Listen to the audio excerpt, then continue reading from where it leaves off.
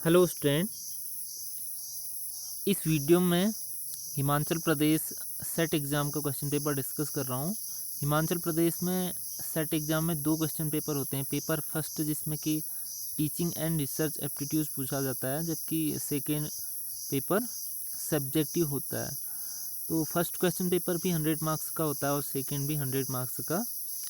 तो इस वीडियो में केवल पेपर सेकेंड लाइफ साइंसेस का डिस्कस कर रहा हूँ।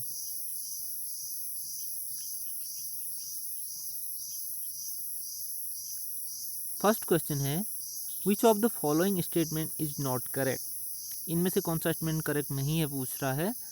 यहाँ पे सभी क्वेश्चन 2 मार्क्स के हैं।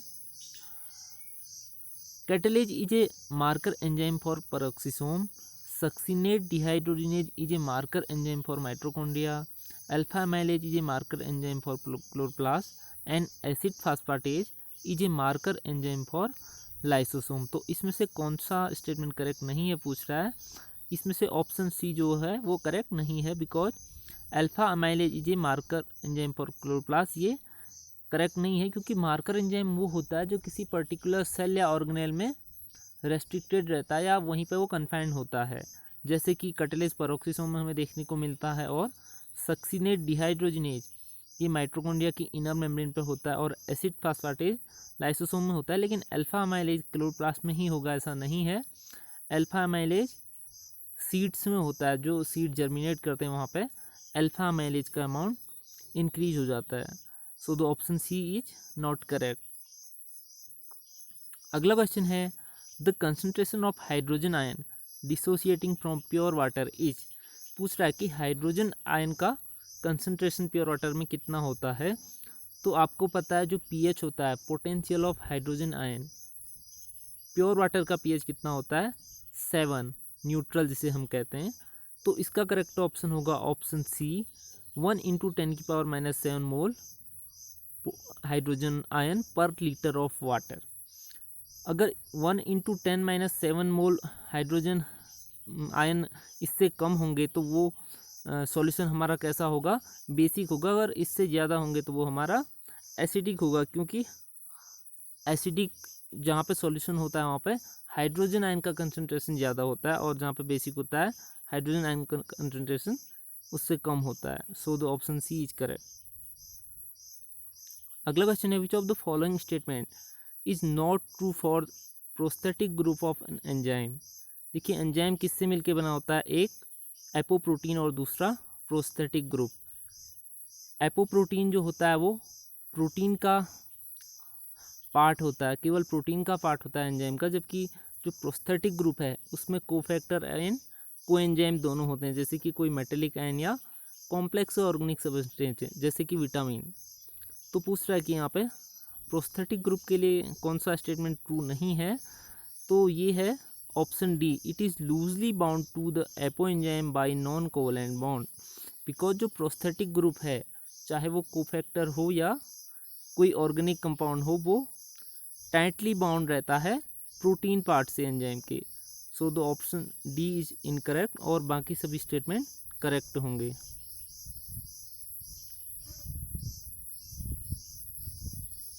अगला क्वेश्चन है, which of the following is not an example of sugar alcohol.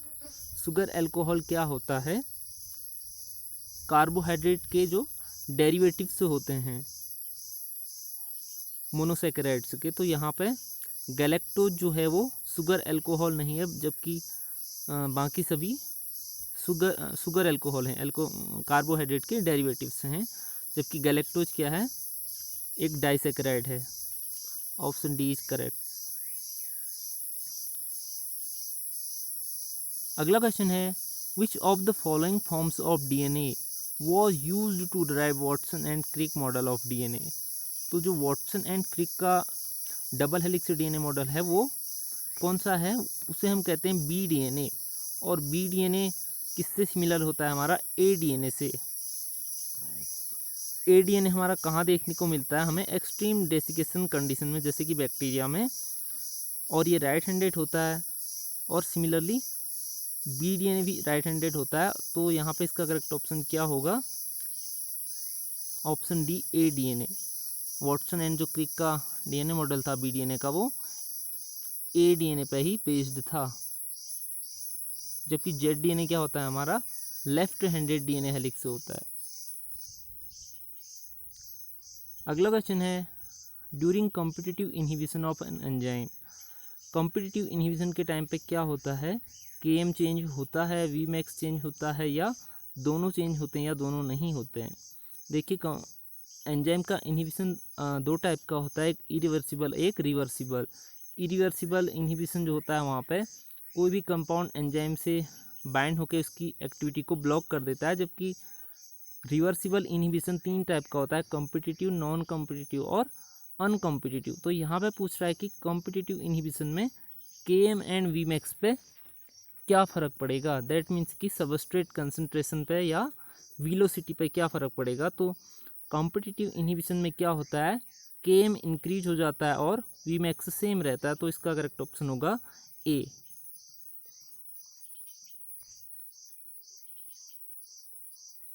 अगला क्वेश्चन है व्हाट आर लिपोसोम्स, लिपोसोम्स क्या होते हैं, lipid bodies, a type of cell organelle, phospholipid molecule enclosing a water droplet, या प्रोटीन स्टोरेज वैक्यूल्स। तो इसका correct option होगा C, phospholipid molecule enclosing a water droplet. Liposome क्या होता है, लिपिड की बाइलेयर होती है, इंक्लोजिंग किया रहता है वाटर ड्रॉपलेट को, और इसका यूज़ किया जाता है for the transport of vaccine, drugs या अदर न्यूट्रिएंट सेल में। Option C is correct. अगला क्वेश्चन है what is the chemical nature of ion pump and channel, जो प्लाज्मा मेम्ब्रेन में आयन पंप या चैनल होते हैं उनका केमिकल नेचर क्या होता है, protein. Option B is correct. अगला क्वेश्चन है molecule that facilitate protein folding by inhibiting incorrect folding are called molecular chaperones. Molecular चैपेरोन्स क्या होते हैं, एक class of protein that facilitate और assist the folding of other proteins, ये protein की incorrect या मिस फोल्डिंग को करेक्ट करते हैं। Option A is correct. अगला क्वेश्चन है which of the following statement is not true for sodium potassium pump. Sodium potassium pump को हम क्या कहते हैं, सोडियम पोटेशियम एटीपीएच भी कहते हैं, जो सभी एनिमल की सेल मेम्ब्रेन पे हमें देखने को मिलता है। तो सोडियम पोटेशियम एटीपीएच के रिगार्डिंग इनमें से कौन सा स्टेटमेंट ट्रू नहीं है, ये पूछ रहा है। पहला है sodium potassium pump is fuelled by ATP hydrolysis, ये करेक्ट है। सोडियम पोटेशियम पंप को काम करने के लिए एटीपी हाइड्रोलिसिस की ज़रूरत होती है। दूसरा है for every 3 Na transported out of the cell 2 potassium are transported into it, ये भी करेक्ट है। अगला क्वेश्चन है the affinity of the pump for sodium and potassium does not change by adding और रिमूविंग फॉस्फेट, ये statement हमारा incorrect है, जबकि the conformation of sodium potassium pump is change by addition और रिमूवल ऑफ फॉस्फेट, ये भी सही है। So the option C is correct. अगला क्वेश्चन है the 3 dimensional structure of microtubule is dimeric, इसमें क्या होता है हमारा, माइक्रोट्यूब्यूल में alpha tubulin and beta tubulin unit होती है, तो इसका करेक्ट आंसर होगा ऑप्शन बी डाइमेरिक। अगला है prolamellar bodies are present in plant में, प्रोलैमिलर बॉडीज कहाँ प्रेजेंट रहती हैं, ये रहती हैं इटियोप्लास्ट में। इटियोप्लास्ट क्या है, एक तरीके का क्लोरोप्लास्ट या क्रोमोप्लास्ट है, जिसमें क्लोरोफिल नहीं होता बल्कि ये येलो कलर के लिए प्लांट के रिस्पॉन्सिबल होता है, और ये इन प्लांट में हमें देखने को मिलता है जो डार्क में ग्रो किए जाते हैं। और प्रोलैमिलर बॉडीज़ का फंक्शन क्या होता है इटियोप्लास्ट में, ये होती हैं प्रीकर्सर फॉर क्लोरोफिल। जब इटियोप्लास्ट हमारा कन्वर्ट होता है लाइट में रखने पे क्लोरोप्लास्ट में, तो वहाँ पे प्रोलैमिलर बॉडीज़ में क्लोरोफिल का प्रीकर्सर होता है, और वहाँ पे क्लोरोफिल फॉर्मेशन स्टार्ट हो जाता है और वो कन्वर्ट हो जाता है क्लोरोप्लास्ट में। Option A is correct. अगला है which of the following set of codon represent stop codon, तो इसका करेक्ट आंसर है option A UAA, UAG and UGA। अगला क्वेश्चन है which of the following statement is not correct, इनमें से कौन सा स्टेटमेंट करेक्ट नहीं है पूछ रहा है। फर्स्ट है in transcription only 1 strand of DNA the template strand is copied, correct. Option B है prokaryote have a single RNA polymerase enzyme ये भी करेक्ट है। यहाँ पे केवल एक ही आरएनए पॉलीमरेज होता है और इसकी डिफरेंट सब यूनिट होती हैं। अगला है initiation of mRNA synthesis also require a primer like DNA replication. और चौथा है during translation tRNA act as an adapter between mRNA codon and amino acid. तो इसमें इनकरेक्ट जो है वो है ऑप्शन सी, क्योंकि यहाँ पे हमें प्राइमर की ज़रूरत नहीं होती ट्रांसक्रिप्शन के टाइम पे। अगला क्वेश्चन है peptidyl transferase an important enzyme involved in the process of translation reside in. Peptidyl transferase कहाँ पे लोकेट होता है पूछ रहा है, तो ये होता है लार्ज सब यूनिट ऑफ राइबोसोम में, चाहे वो प्रोकैरियोट हो या यूकैरियोट हो। प्रोकैरियोट में 50S राइबोसोमल सब यूनिट में लोकेट होता है और यूकैरियोट में 60S सब यूनिट में। Option B is correct. अगला क्वेश्चन है the genetic material of TMV tobacco mosaic virus is RNA। Option B is correct. अगला क्वेश्चन है which of the following function is perform by the enzyme DNA gyrase. DNA gyrase क्या करता है, unwinding of DNA। लेकिन यहाँ पे ए और सी दोनों ऑप्शन करेक्ट होंगे, क्योंकि ऑप्शन सी ज़्यादा अप्रोप्रिएट है, removal of torsion strain during the unwinding of DNA। Option C is correct.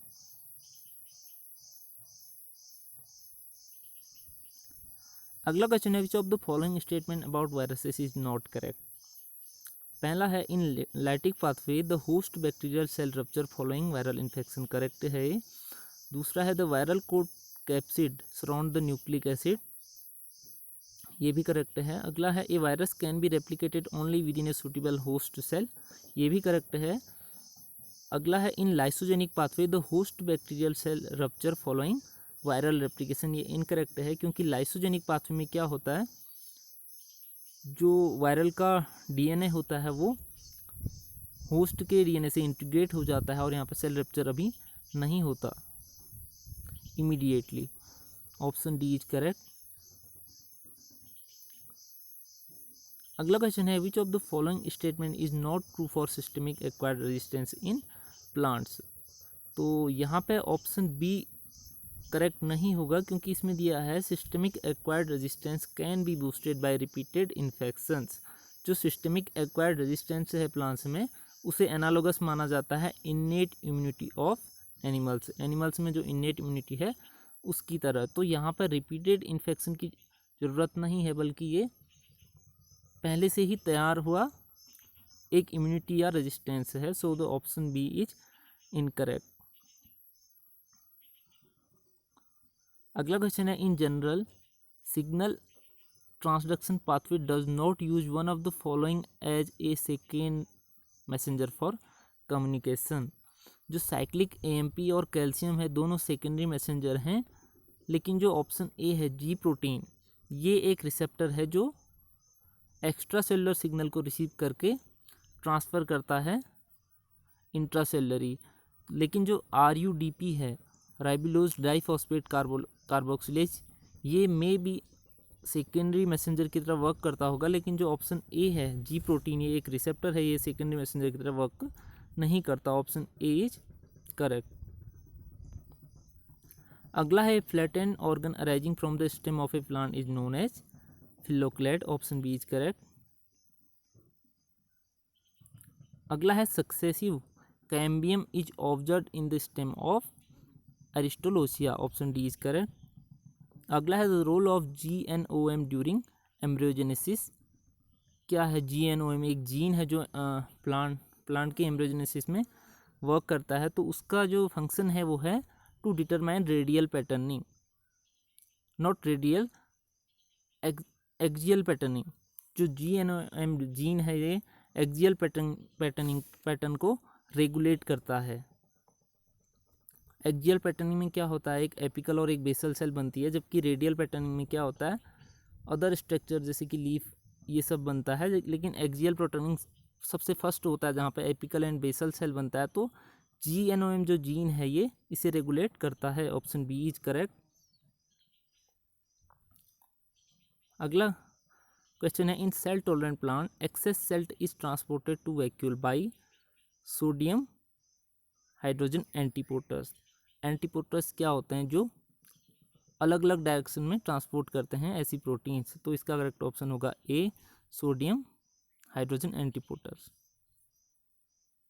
अगला है during ammonia assimilation in majority of legumes including soybean and coffee, export of nitrogen from nodule to the uninfected cell takes place in which form. तो इसका correct answer होगा option D, glutamine. अगला है during photo respiration the conversion of glycolate to glyoxylate takes place in peroxisome. Option B is correct, क्योंकि जो 2-फॉस्फोग्लाइकोलेट बनता है वो कन्वर्ट होता है ग्लाइकोलेट में, कहाँ पे, क्लोरोप्लास्ट में। देन ग्लाइकोलेट कन्वर्ट होता है ग्लाइऑक्सिलेट परऑक्सीसोम में, और उसके बाद ग्लाइऑक्सिलेट कन्वर्ट होता है ग्लाइसिन, कहाँ पे, माइटोकॉन्ड्रिया में। Option B is correct. अगला क्वेश्चन है sucrose is a preferred molecule for the translocation of photo assimilate because it is a monosaccharide, it is a reducing sugar, it has lesser stability than non-reducing sugar, या it has a relatively high free energy of hydrolysis। तो इसका correct option होगा option D, it has a relatively high free energy of hydrolysis। Option D is correct. अगला question है chilling resistant plant generally है membranes with high content of, option C is correct, unsaturated fatty acid. जो chilling resistant plant हैं, जो chilling को resist कर सकते हैं, वहाँ पर high content of unsaturated fatty acid होता है उनकी सेल मेम्ब्रेन में, बिकॉज जो अनसैचुरेटेड फैटी एसिड हैं इनमें डबल बॉन्ड होता है और ये इनका मेल्टिंग पॉइंट ज़्यादा होता है। तो ऑप्शन सी इज करेक्ट। अगला है plant dissipate excess excitation energy as heat for protection against photo oxidative damage to the photosynthetic apparatus। This mechanism is known as, option B, non photochemical quenching. Option B is correct. अगला question है which of the following statement regarding oxygen transport in plant cell is not correct. तो इसमें option B, C and D सारे correct हैं, जबकि option A correct नहीं है। Indole acetic acid is taken up by the cells in its protonated form by passive diffusion and its anionic form by the activity of influx carrier. ये statement correct नहीं है। अगला question है which of the following statement is not true for the process of photosynthesis. पहला है magnesium is an essential factor in the water oxidising process, ये correct है। अगला है photo system first is present in non stacked stroma membrane, ये भी correct है। Photo system second is largely present in stacked grana membrane, ये correct है, जबकि ऑप्शन डी करेक्ट नहीं है। Photosynthetic oxygen evolving system is only biochemical system which can oxidise water, ये correct नहीं है। Option D is correct. अगला है prophage is a characteristic feature of. Prophage क्या है और किसका करेक्टरिस्टिक फीचर है? ये करेक्टरिस्टिक फीचर है लाइसोजेनिक बैक्टीरियोफेज का।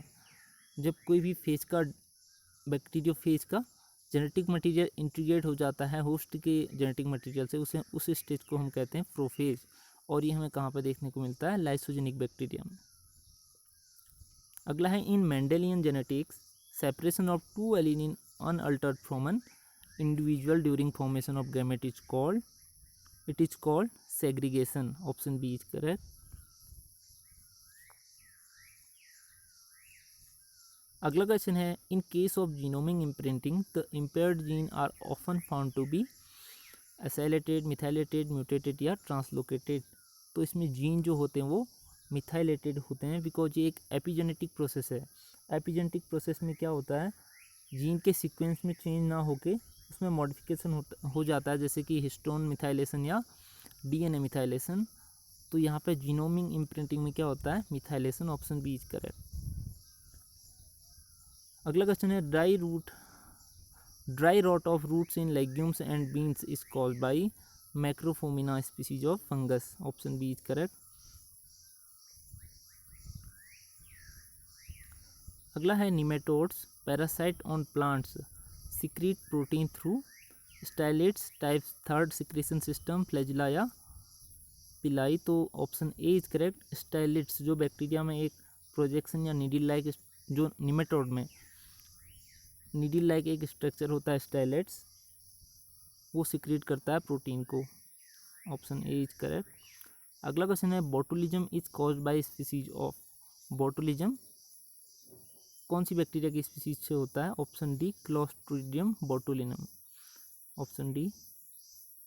अगला है a parasite which attack living tissue but continue to grow and reproduce after the tissue is dead is called, it is called facultative parasite.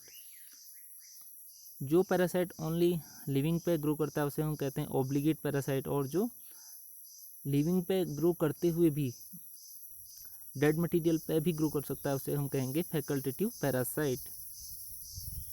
अगला क्वेश्चन है which is the largest commission national park in India. इसका correct answer मुझे नहीं पता, अगर आपको पता होगा तो कमेंट में आंसर देना। अगला है in which of the following orders several families show successive cambia. तो सक्सेसिव कैम्बिया होता क्या है? प्लांट में जनरली जो ग्रोथ होती है डायमीटर में वो वेस्कुलर कैम्बियम के थ्रू होती है, लेकिन कभी कभी वेस्कुलर कैम्बियम सीक्वेंस में एक से ज़्यादा भी हो जाते हैं जिसे हम कहते हैं सक्सेसिव कैम्बिया। तो ये एक अलग तरीके का स्ट्रक्चर एनामोलस हमें देखने को मिलता है जो चिनोपोडियल ऑर्डर में मिलेगा, ऑप्शन सी इज करेक्ट। अगला है which of the following is not a measure of dispersion and variability. तो इसका करेक्ट आंसर है ऑप्शन डी मीन। अगला है which of the following statement is not correct. When the genes within the same species show different version due to new combination, it is called genetic variability. Yes, it is called genetic variability. दूसरा है the diversity in wild species form the gene pool from which crops and domestic animal have been developed. इसे भी हम gene pool कहेंगे क्योंकि gene pool क्या होता है? किसी पॉपुलेशन में टोटल जीन्स और इसकी अलील्स को हम जीन पूल कहते हैं। अगला है तो इकोसिस्टम डाइवर्सिटी है developed over millions of year of evolution. ये भी करेक्ट है, जबकि ऑप्शन डी करेक्ट नहीं है, जहाँ पे कह रहा है genetic diversity represent broadly the species richness and their abundance in community. क्योंकि ये करेक्ट इसलिए नहीं है, यहाँ पे हम जेनेटिक डाइवर्सिटी किसे कहते हैं? किसी स्पीसीज में, किसी पॉपुलेशन में या स्पीसीज में उसका जेनेटिक मेकअप, उसमें कितनी डाइवर्सिटी है उसे हम जेनेटिक डाइवर्सिटी कहते हैं, जबकि स्पीसीज रिचनेस एंड अबंडेंस हम स्पीसीज डाइवर्सिटी को कहते हैं। अगला which of the following biotic province comes under Deccan peninsula. तो इसका करेक्ट आंसर है option D central plateau, eastern plateau and Western Ghats. अगला which of the following is not an analytic character of community analysis. Frequency, abundance, density या sociability. तो इसका यहाँ पे जो मेजर नहीं किया जा सकता वो कौन सा करेक्टर है? ऑप्शन डी सोशिएबिलिटी, जो एक क्वालिटेटिव करेक्टर है। अगला है in Engler and Prantl system of classification Amentiferae does not include. Engler and Prantl ने कौन सा क्लासिफिकेशन दिया था? Phylogenetic type of classification angiosperm का। तो यहाँ पे जो फैमिली बेटुलेसी, जगलैंडेसी और फेगेसी हैं ये एक ऑर्डर से बिलोंग करते हैं, ऑर्डर फेगेल्स, जबकि रेननकुलेसी प्रिमिटिव फैमिली है एंजियोस्पर्म की। So the option C is correct, Ranunculaceae. अगला क्वेश्चन है bicarpellary syncarpous unilocular ovary with a single basal ovule is characteristic feature of Asteraceae family. Bicarpellary का मतलब हुआ दो कार्पेल, सिनकार्पस का मतलब यहाँ पे दोनों कार्पेल फ्यूज्ड होंगे और ओवरी में केवल एक ही लोक्यूल होगा और ओव्यूल भी एक होगा। ये कैरेक्टरिस्टिक फीचर है हमारा एस्टीरेसी फैमिली का, ऑप्शन सी इज करेक्ट। अगला है the determination of branching pattern of evolution is called, it is called cladistics, option B is correct. अगला है which of the following statement is not correct. तो इसमें से जो type specimen होते हैं प्लांट टैक्सोनॉमी में उसके रिगार्डिंग कौन सा स्टेटमेंट करेक्ट नहीं है पूछ रहा है। ऑप्शन डी करेक्ट नहीं है, a neotype is a specimen derived from an original collection, because neotype वो स्पेसिमेन होता है जो ओरिजिनल कलेक्शन से कलेक्ट नहीं किया जा सकता। So the option D is incorrect. अगला है which group of algae are considered to be the closest relatives of land plant. तो कैरोफाइटा जो हैं या कैरोफाइट्स हैं उन्हें हम लैंड प्लांट का क्लोज रिलेटिव मानते हैं, जैसे कि Chara, option D is correct. अगला क्वेश्चन है which of the following feature is used to support the endosymbiont theory for the evolution of eukaryotic cell. एंडोसिम्बायोट theory क्या कहता है कि जो यूकैरियोटिक सेल का इवोल्यूशन हुआ है वो प्रोकैरियोटिक सेल से ही हुआ है, और यहाँ पे जो माइटोकॉन्ड्रिया और क्लोरोप्लास्ट हैं वो प्रोकैरियोटिक फीचर शो करते हैं, तो यहाँ पे कौन सा स्टेटमेंट करेक्ट होगा? ये होगा the similarities between the mitochondria and plastid with prokaryote. Option C is correct, क्योंकि जो प्रोकैरियोट और यूकैरियोट का डिफरेंस है वहाँ पर न्यूक्लियर इन्वेलप होता है यूकैरियोट में, जबकि प्रोकैरियोट में न्यूक्लियर इन्वेलप नहीं होता। लेकिन जो क्लोरोप्लास्ट और माइटोकॉन्ड्रिया है यूकैरियोट में, वहाँ पर सर्कुलर डीएनए होता है हमारा दोनों में, जो कि प्रोकैरियोटिक फीचर है। So the option C is correct.